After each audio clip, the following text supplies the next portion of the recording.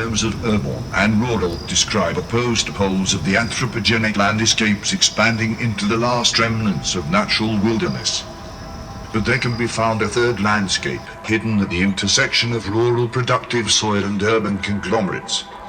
Along the invisible borderline of the outskirts, we find typologies of extraction and disposal like landfills, gravel pits, sewage plants, tanks, reservoir, and brownfields. Structures that emerge through the material in and output of a city, but eke out their existence only on the edge of our consciousness, sprawled in the spatial diffusion of cities. In the future, these spaces could also be connected to the digital in and output of urban virtuality. In times of inner isolation, when crowded city spaces appear as a hostile environment, a rediscovery and unlocking of such peripheral typologies could be a strategy to cope with an ongoing pandemic state.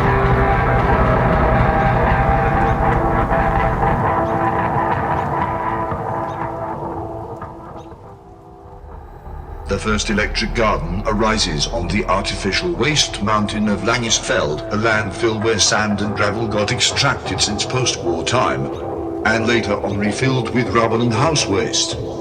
After the closure of landfill usage and measures to secure the pile from migrating gases and poisonous particles getting into groundwater, the overgrown place is now a still reminder of a third nature.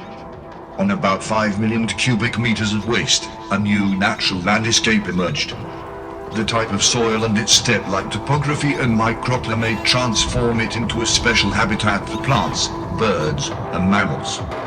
In the aftermath of the pandemic, people need meaningful occupation that gives them access to the ground after realizing the thin layer of consumerist society and the density of city dwellings.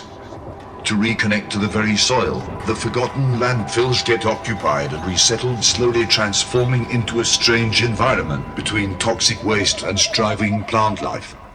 The creepers connect with the ground, forming the architectural nexus point for the electric garden.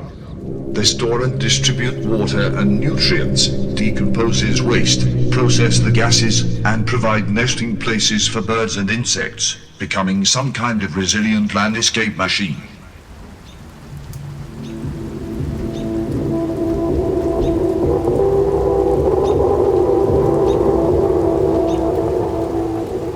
Creeper is also the garden's digital brain, collecting all data from various sensors that overlay the whole landfill.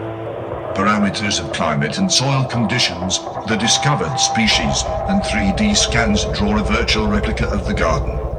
On servers buried in the foundations of the structure, users can access and store unused data, like texts, images, sounds, without any archival structure. Thus, the former landfill will resume its work as a repository, but from now on it will take up digital waste, decompose it, and store its fragments for posterity.